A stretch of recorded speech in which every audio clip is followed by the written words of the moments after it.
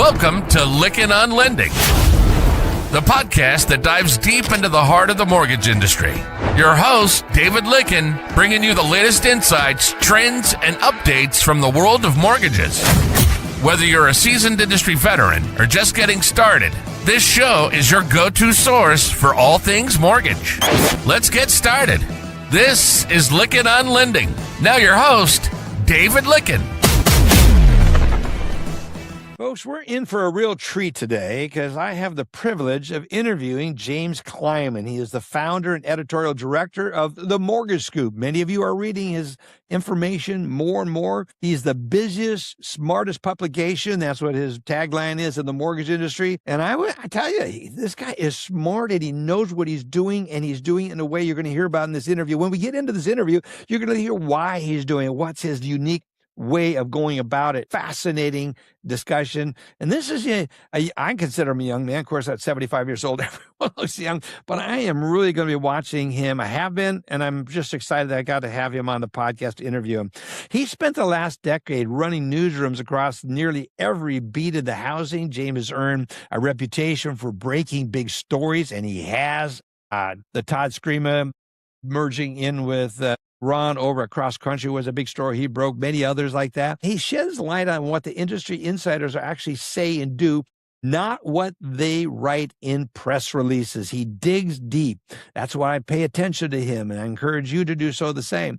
And this interview that I just is going to give you insights. Now, several tips I want you to look at is he is doing what he felt uniquely equipped to do, called to do.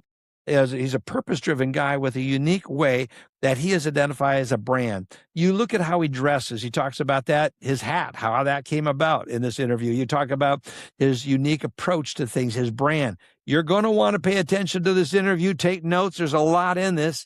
He's doing an outstanding job, and I think he's a future of reporting for our industry. Let's get into the interview with James. Right. So, James, it's great to have you on the microphone. Again, as I said in the opening, I have a huge respect for you. And I'm really excited, and I've gotten to know you more recently. When you were at Housing Wire, I got to know you there a little bit, and I've gotten to know you now better watching reporting. But those that don't know your background, tell us about your journey to where you're at. You're one of these guys that could have worked at Wall Street Journal, you could have worked at Bloomberg, you could have worked at any of the big media brands, but you have chosen a path of independence and going this way. Tell us what brought you to this place? Yeah, no, well, first, I really appreciate that. Thank you for having me on, David, the opportunity. And I have a lot of admiration for what you've done in the industry all these years. I feel like a lot of people in mortgage, you just kind of find it, right? Like it's not like I knew somebody in mortgage, and this is kind of how, I envisioned my life going when I was a kid. And I asked my 4-year-old, like, what do you want to be when you grow up? And he wants to be a firefighter. Like, no one ever says they want to be a mortgage reporter, right?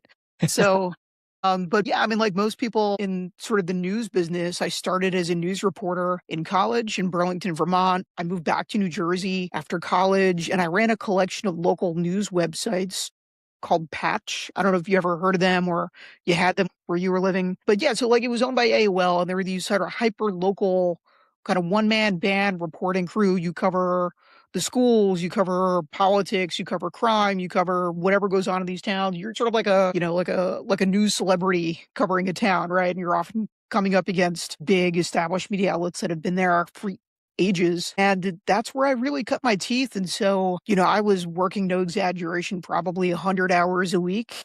Wow. And I didn't have a social life. And I've always been kind of obsessive about work. And so I just made it a plan to be everywhere, to know everyone, and to establish credibility by doing good work and doing it consistently. And so, you want to be good at your job. You want to build sources. You want to understand how to curate news and information for, again, we're talking about a town. So in this case, it was Ridgewood, New Jersey, which is a really lovely kind of bedroom community outside of New York City. And I loved that. I was like a local celebrity, like a D-list local celebrity, just to be clear. And over time, people knew that I would be fair, that I would give them an opportunity. I'd share their story, their perspective.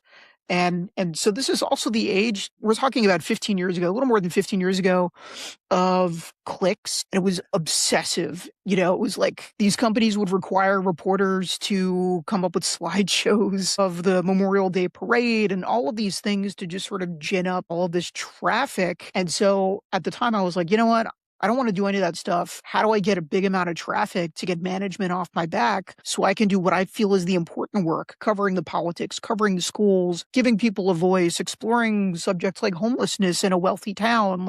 There are a lot drug use, so many things that I think most local news has abandoned, mostly for resources, right? And so that's the work I wanted to do, but that was not the kind of work that got huge traffic. It wasn't, what the bosses wanted. They wanted me to cover Snooki.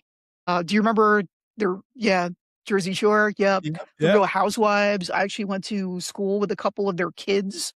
And so I was able to break a couple stories about the Real Housewives or the cast members of the Jersey Shore getting into trouble, hijinks, and Yeah. in South Jersey. But to me, that was very much my earliest cynicism in the industry. It was because the rigorous, deeply reported stories that required a lot of reporting skill, sourcing, and risk on my part, they weren't prioritized by management. Those were the stories that invited legal review or controversy. You might upset advertisers. And so I found it really frustrating that they cared much more about Bruce Springsteen or Snooki or, pictures of a T-ball game because people would click on it for cute kids. And it didn't have intrinsic meaning, right? And so, A good word to credit, intrinsic meaning. That's really good because that defines what we see you doing today is you're digging for intrinsic meaning. yeah, that's a lot of how I see it. And not everyone will agree with that characterization, I think. But so in the news business, we would call something called the day 2 story. It's a follow-up, right? Something big happens on day 1, I that's like breaking that. Yeah. news. Day 2 is the day 2 story. And so traditionally what would happen is you would write your follow. It would be a meaningful, hey, here's what we learned on day 1, but this is the kind of the next iteration, lifespan of this story. How do we report it? How do we come up with good angles? And what's happened in news is that's gotten chopped up into covering it as 5 different stories with 5 different headlines. And to me, it's all basically the same. Like the goal is to game an algorithm, and it's not to show up every day and serve the people who are reading it. It's almost disrespectful to the reader, in my opinion. And not everyone agrees with me. And so what I wanted to do is to set up a sustainable business and do it the right way and treat readers as peers, right? Like so much of the challenges we face in media are that we don't really understand the people that we're supposedly working for. Right. And so just kind of fast forward a little bit. So I worked another local job at the Star Ledger, which is NJ.com. It's the biggest news outlet in New Jersey. And similar story there. In 2015, I got a job at a company called The Real Deal. I don't know if you've heard of it, David. So this is it's an incredible operation. It's like the Hollywood Reporter for real estate, and it's Okay. mostly commercial real estate and luxury resi. And it's, funny story here. So I got that job in large part because during the interview process, I asked a friend of mine who was a junior commercial retail broker, give me some schooling, like, hey man, what does this mean? How do I calculate per square foot on this or whatever? And he ended up sharing with me that his company at the time, RKF, was selling or engaged in talks to sell to another firm. Now the deal ended up falling through, but I used this. So I called up the guy who was interviewing me for this job. And I was like, hey, I got a scoop for you. Here's what's going on. And so he had his best reporter in that space confirm what I said was true. And I think that's what convinced them to hire me. So I've always had sort of that hustle, like, Which goes to the scoop, which is the mortgage Yeah. scoop. You're always, whether it be a community scoop, an industry scoop. I mean, that's the thing that is so, and it's the questions you ask. I mean, I've sat down with you or you've sat down with me. We're at a conference. Hey, Dave, can I have a few minutes? And, a lot of people, and you always say nice and complimentary things. And I do. I mean, and I do have a lot of scoops, some of which I can't talk about it because I'm under NDAs. But you ask thoughtful questions, and I want to get into some of how you do it. Before we go there, though, 2 questions I have. The first is, when did you know? You were talking about your 4-year-old wanting to be a fireman.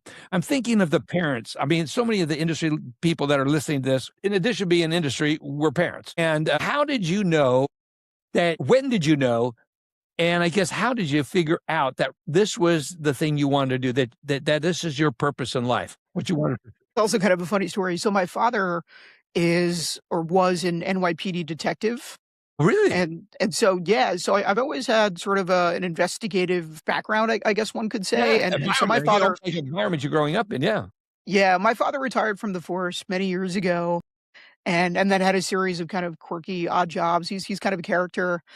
And so I always loved mysteries and putting, the pieces together, and I always wanted to uncover the truth and provide something compelling for people, right? Like, narrative is what draws us in, and it's what captures the hearts and the minds, and it's such a powerful Yeah. element in just, like, human connection, right? And so I've always been really focused on trying to find professional work that is related to that, without, being a fantasy writer, without being, someone in sort of like the real arts. I'm not an artist. I can't draw like a Not an art. turkey hand. You have artisan skills that you're bringing to what you do. So I'd argue a little bit, I'd push back a little bit that you're not an artist because you are. You made Well, I'll take the compliment, but so the other challenge with, I didn't want to become a detective. I didn't want to work for the NYPD or another place because I kind of at my core, I don't really believe as much in institutionalized authority as maybe a lot of people do, and I would not be a good worker. And so that's good. yeah, maybe. Again, like, there's a need for that, and there are people who are quite I agree. skilled and quite Yeah, capable of it's thriving in not that environment. I am not. yeah, it's not a statement putting down anyone that is doing that. It's just that wasn't your thing. And I think more people that figure that out, it says, bless the people that are in that and feel somewhat of a calling to do that or a purpose to do that or find their purpose in doing that. Great for them. But that wasn't your path. So how did you transition into mortgage? Why mortgage? You're a brilliant investigative reporter type. You could go so many directions and do so well. Why mortgage? So I ended up getting a job at a housing wire in COVID. Props out to Housing Wire to recognize the talent they've in you. That was, Clayton and the team, they found a gem in you. Thank you. And so that was August of 2020, and they hired me initially to do mortgage reporting, to lead the mortgage beat. And I had covered it a little bit at The Real Deal, but for those who aren't familiar, TRD is more of like a luxury resi/commercial outfit. And so they don't really cover the mortgage industry. Like, I would bet most of the people there don't even know what UWM is, you know? And so, or I mean, obviously they know Rocket and some others, but that's not really how they think about their coverage. And so when I took this job, like, I had no idea what I was doing. I knew conceptually how a mortgage worked and, components of it and kind of basic workflow, but I didn't understand even the different channels, like, what's the difference between a delegated correspondent and a non-del. And I mean, it's all a little fuzzy nowadays, but I know. and wholesale versus retail. It's such an interesting evolution that we're kind of in the midst of, but I was just drawn to it. And I think it's because, a lot of the people in the industry they're aggressive, they're savvy, they've worked at a million different jobs, and they've always added another bow to their string. They've always done something, to evolve in an industry that is in many ways defined by kind of cyclicality, Yeah. right? It's sort of like there are higher cycles, there are fire cycles, there's refi booms, there's, you know, survive on purchase. If you look at Jeffrey Moore's book, which was written about the law of diffusion and innovation, mortgage industry is basically laggards. We have suffered from a lack. Now, it's not going on now. We're starting to see some true innovation starting to happen finally, but we've been laggards in this industry.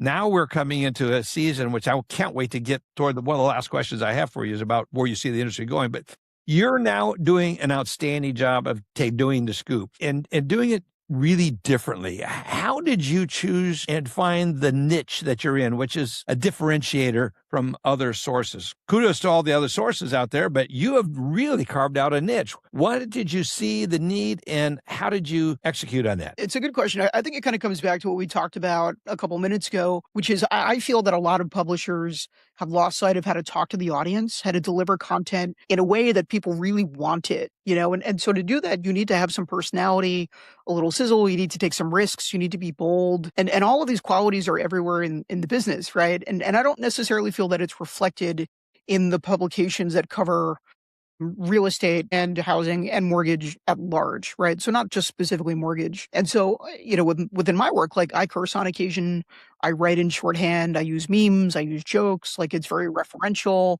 it's very casually written. And that's because I think of the Mortgage Scoop as more of like a group text of the industry rather than a Great. trade publication. That's good. A group text for the mortgage industry. I love that. That's how I see it, and maybe others would have a different perspective on that, and that's fine. But one of the challenges here is while I break a lot of stories, the framing is always back to the language of the people in the arena, because it's for them. Like, I don't write it for other journalists. A lot of journalists write for other journalists. They're looking to get another job, or they're looking for an award or plaudits or whatever. But most of the people who read it, like, they don't give a crap about that, and there's nothing wrong with, writing something to get an award, and it doesn't diminish the work that they do. But if you're not writing it for very specifically for the people in the industry that you're ostensibly there to serve, I think you're kind of missing the mark, or there is at least an opportunity for someone to say, you know what, like, let's think about this differently, and let's put our neck, on the line a little bit, right? And so there's a lot of conservative, I don't mean in a political sense, but people in the news business are conservative. They've been doing things a certain way for many, many years. They have the, inverted AP style pyramid when they write. They have, headlines that have SEO phrases, and like those days are already dead. And so it's just like, how do you engage with people, give them something that's actually fun and fresh and a little dangerous and a little weird and is reflective of someone's personality? And I would like to think that many people like it, but I also know that there are some people who don't like it, and that's Well, okay. do they Like, not I'm okay like with it, that. or is it that they don't like it, or you're challenging norms that they don't like? I mean, I think Maybe some both. people, again, I don't mean all due respect to this industry. I've been in for 52 years. I love this industry. I would have stayed in it. I'm 75 years old. I would not continue. I'd retire out, but I can't. I just something about this industry is at the core of the fabric of our country. It's a core of a fabric. When you own a home, it's something at the core of the family unit. There's so much importance about this that I don't want to give it up. And I thoroughly enjoy the people in it, like many people like yourself. But let's get into I some love of the the people. Yeah, I mean, that's also why I do this, right? Like, I yeah, meet some really fun, interesting, weird people who are very skilled, and they have really important jobs. Like, it's easy to lose sight of that and kind of get lost in the day to day of everyone's own personal responsibilities. But I mean, we're talking about an industry that supports like trillions of dollars in in origination volume every year. Like, this is the engine of economic opportunity for so many people in this country. And I don't think that it's well covered, broadly speaking.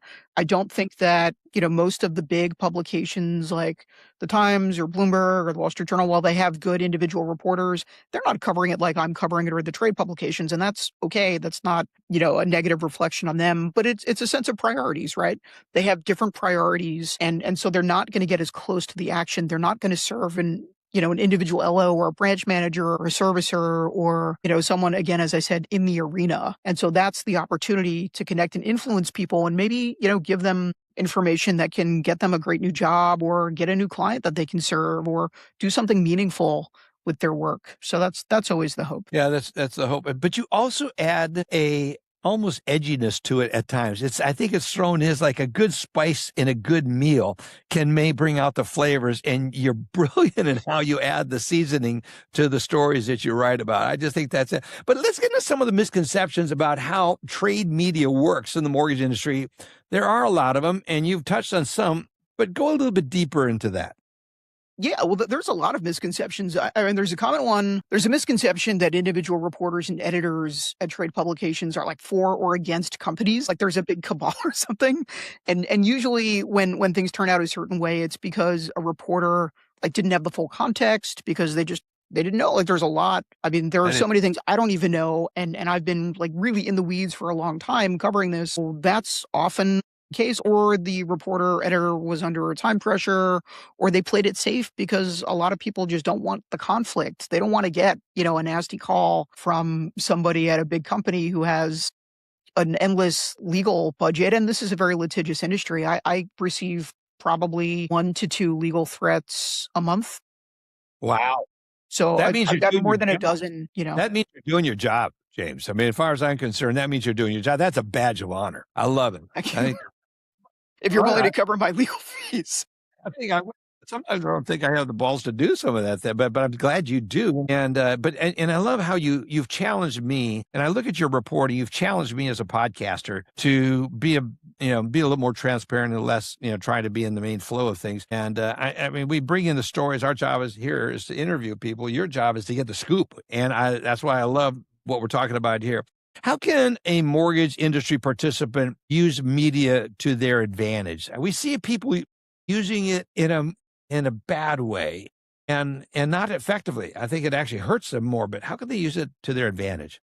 I think there are two ways to think about this. The first is if I were an executive, right? How I would use the media is most of the executives in the industry, this is just my my take on this, are wooden, right? Where they don't have much of a presence online.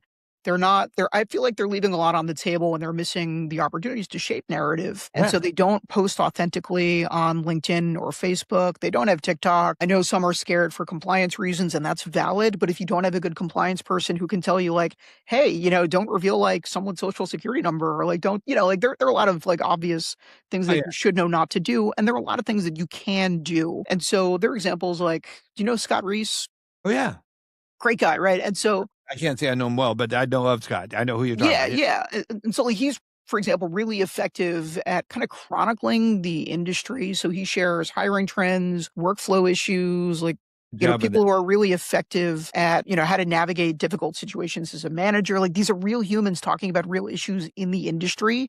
And I would bet dollars to donuts that Scott is able to recruit and retain talent better because his content reflects the actual reality of what's happening in the industry. And it's not, promotional, it's not fluffy, like it has, again, intrinsic value.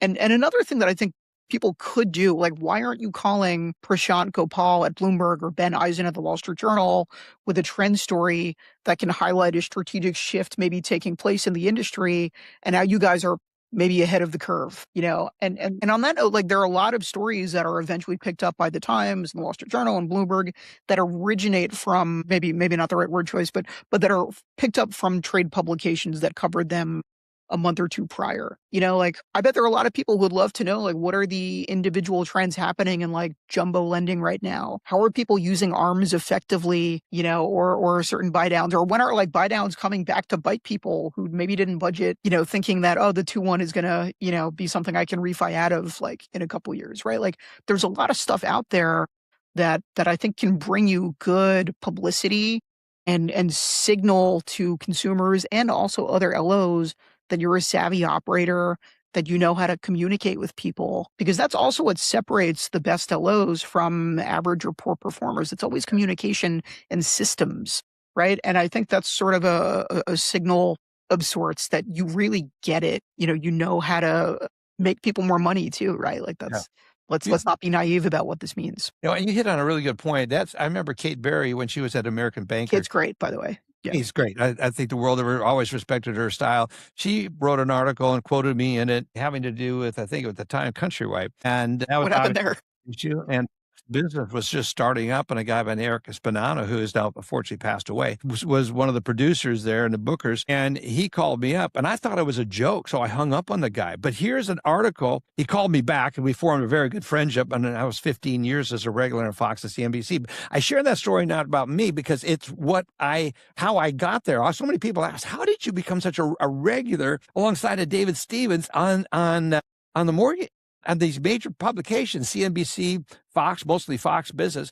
And it was because I put myself out there to be quoted in an article. Now, when it comes to scoops, I'll argue one thing you said, a counter on one thing you said. I think anyone has a scoop, they should first call you before they call Bloomberg or Wall Street. They need to call you. That. You are the scoop. You are the scoop meister by all means. So let's get into some of the stories you're following right now. What are you focused on? Focused on my own story right now. So here's kind of a funny one, David. I'll surprise you. So I've been renting in Brooklyn for 5 years. I'm in my 4-year-old's bedroom. That's like my makeshift office. And our landlord, who grew up in the house that we're living in, informed us that he's selling the building and he's moving to Florida. I don't know why. Maybe he doesn't know about the insurance issues or the whatever. Anyway, but he's moving to Tampa and a town called San Antonio, Tampa. I didn't know it was a thing. But anyway, so he's moving down there and he tells us, I'm selling the building. And we meet the new guy a couple days ago and he says, actually, I'm moving my 6 kids and my wife in here. You guys got to get out of here. And so we have 90 days to find a place. And so I'm finally like, you know what? Okay, this is our time to buy a property in Brooklyn where I live, in kind of the Park Slope, Windsor Terrace area around Prospect Park. And That's so great. I've been gathering all of my documents. I've been trying to get everything ready for a pre-approval. I've got, actually a source of mine who's working as my LO. and I've got a great agent who's a friend of my wife, and everything is going well. And so while I'm going through all of my documentation, I look at my Bank of America app and I'm just looking at my credit score because it's been in the 800s for a long time, but you want to get everything ready. And so when I open it, it says 686. And so it says it dropped 116 points. And I'm like, there must be a mistake. There must be something going on here. So I start digging around. I start looking to figure out, like, what is the culprit here? What explains this? And I find that there was a $3.26 charge onto a JP Morgan Chase credit card that I hadn't used in like a long, long, long time, from a company called Bluehost. They do like email and like web host service stuff. And I guess like I just didn't notice because I don't use the card, and it went 30 days late. And so JP Morgan Chase tells Experian, and Experian marks it down as like a 30-day delinquency, and my credit score falls off a cliff At the most when it actually matters. house, yeah. And so I start talking to some LOs and I'm like, have you heard of this? What's going on? And they tell me, first of all, the app from Bank of America and any of the bank apps, that credit score won't be reflected in what the mortgage, score will look like.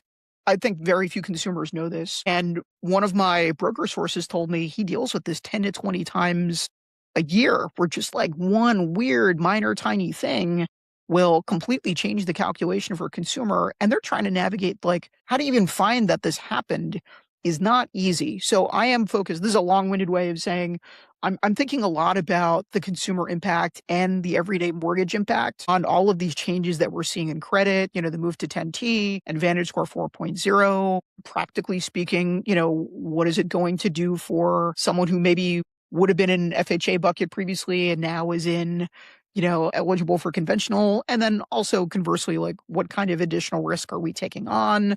How does that get securitized? What do investors want? And so that's one of the issues that I'm focused on at the moment. That is good. What you're doing, you're going back and again, what you talk about, I want to hear real human stories. Not only did you didn't paint it, I know somebody, you got very specific and told a story.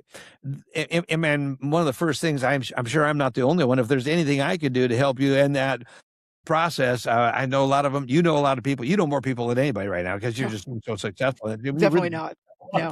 And a lot of people hear that and they'll be calling you up and say, let me handle your deal. I'll do that, because they believe in you. They see how good you are. And I think that's one thing I loved about that, the famous show that everyone watches at Christmas, It's a Wonderful World. Then Bailey's Bank was one that listened to the story, and we've lost some of that in our effort to standardize and get everything into securitization, investment grade quality, blah, blah, blah. I think it's good that we focus on that, and we can bring us back to the purpose, and that's getting people in homes. It's what has kept me in this industry for 52 years. It's helping people, even the underserved, get in here. Not the undeserving, but the underserved. And there's a different, very important distinction. That gets me on a soapbox, but I love you telling that story. Thank you, James. And I'll be cheering you on and praying that you find the right house that's a dream house for you, and it's one that you can raise your kids in, because there's nothing like it. It changes your life. I really do believe it. Yeah.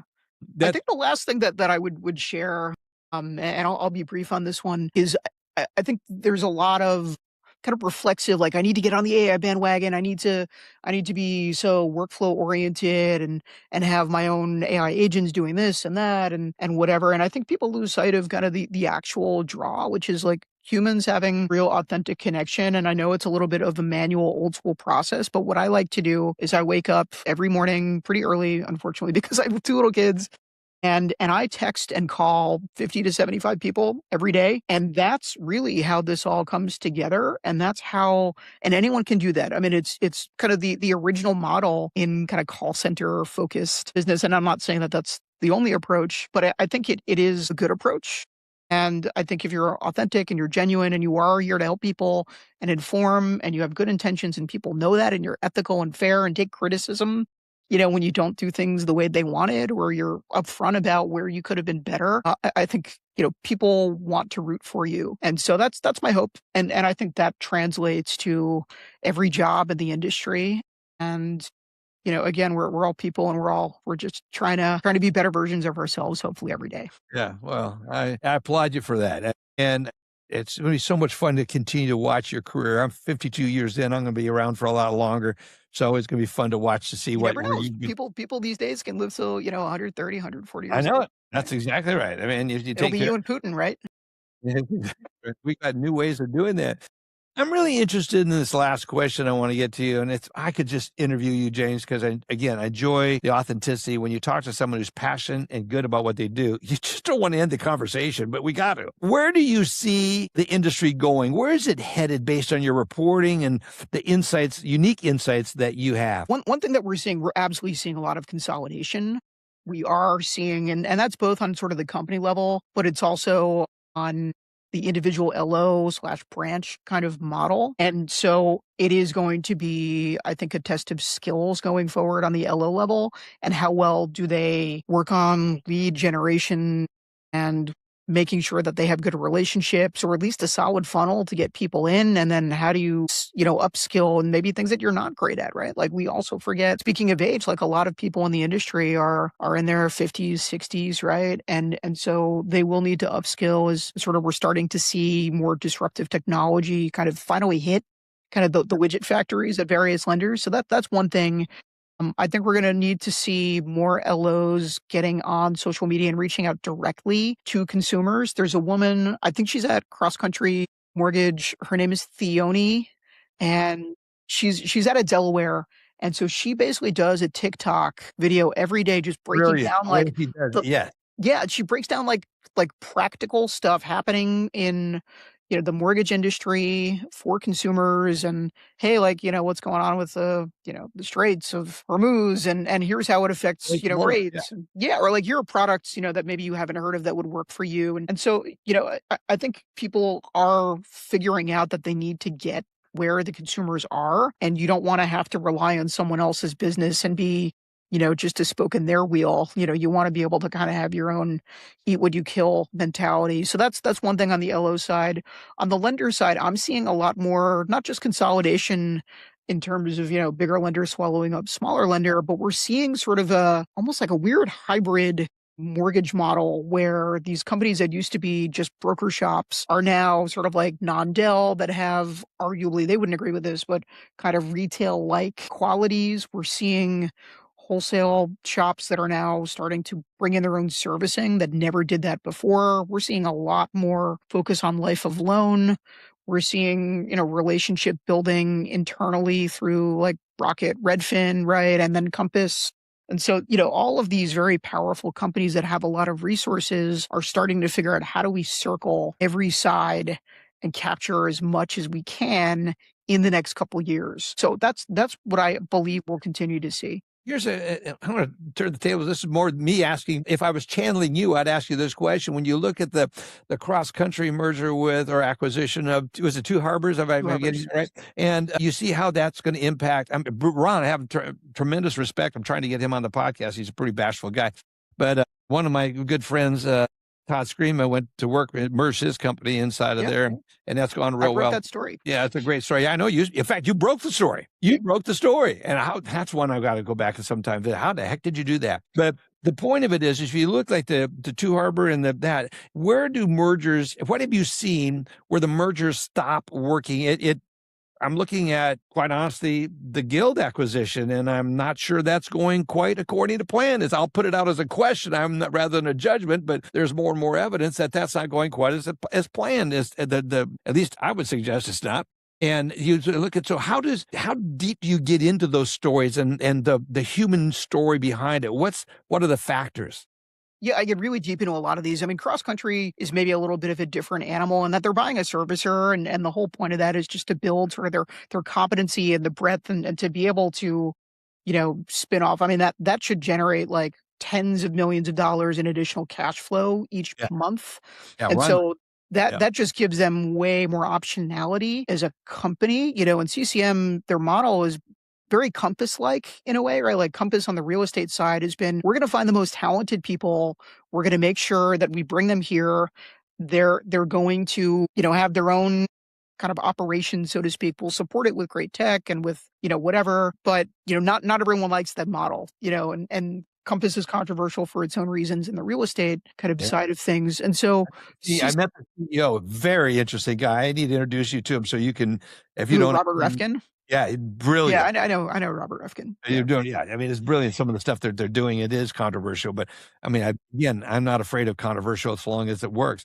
So I think all I'm going to tell is everyone, if you're not signed up and reading the Mortgage Scoop, you're making a mistake. You're missing one of the most critical thinking, investigative reporting sites out there right now, James. I'm just a big fan of you. I want to have you back. I can't give you enough credit on it. And I just like, not only that, it shows up with you with the hat, the glasses, and your whole persona, even how you present yourself at the conferences, anywhere you go, it's just a wonderful, refreshing change to what we've seen is the button down look by some of the others. Well, the hat was a happy accident because I had cut myself shaving. I'm bald. I sadly went bald when I was like 24 years old, like out of nowhere, and just like, what? Where'd that go? And so, yeah, I had this big gash on my head, and I was like, well, that's not great. And so, I'm only like 5'3", so, people tower over me, and they're looking down directly on the gash, and I'm like, I don't want to lose focus. And so I'll just wear this hat, and then it just sort of became like a branding opportunity over time. Yeah, it is. I love it. I always see the press card stuck in your hat up there somewhere because it reminds me of the old days. You're doing an outstanding job, James. And I just want to say thank you for taking a few minutes with me this morning, recording this. I can't wait to share this. I love people that are good at what they do. They find their passion and they walk it out in excellence, and you're doing it. So keep up the good work. I can't wait to have you back. I do have a scoop I want to share with you, but we'll wait till after this is done. So talk about that a little bit later. Thanks for joining me, friend. Thanks so much, David. I had a great time. I really appreciate it. You bet. Folks, I hope you enjoyed this interview with James. I thoroughly enjoyed bringing it to you, recording it, and I believe there's something going on with this young man that is going to be a little bit, I hope to be the future of mortgage reporting, all reporting moving forward. This podcast was made possible by our sponsors, First Close, Titlease, Angel AI, True.ai, Candid, also Mortgage Bankers Association of America, Lenders One, Modex, Redder, as well as Mortgage Advisory Tools, and Fuel Inc. Folks, check all of these sponsors out on our website. We're grateful to have you as our listener, and be sure to come back for our next interview as well as our weekly updates. Thank you, everybody. Appreciate you tuning in and sharing this podcast with others. You've been listening to Lickin' on Lending. Our passion is to bring you the latest insights, trends, and updates from the world of mortgages. So on this show, if you're a seasoned industry veteran or just getting started, it's your go-to source for all things mortgage. We hope you've enjoyed the show. We'll be back soon. Take care, and we'll see you next time on Lickin' on Lending.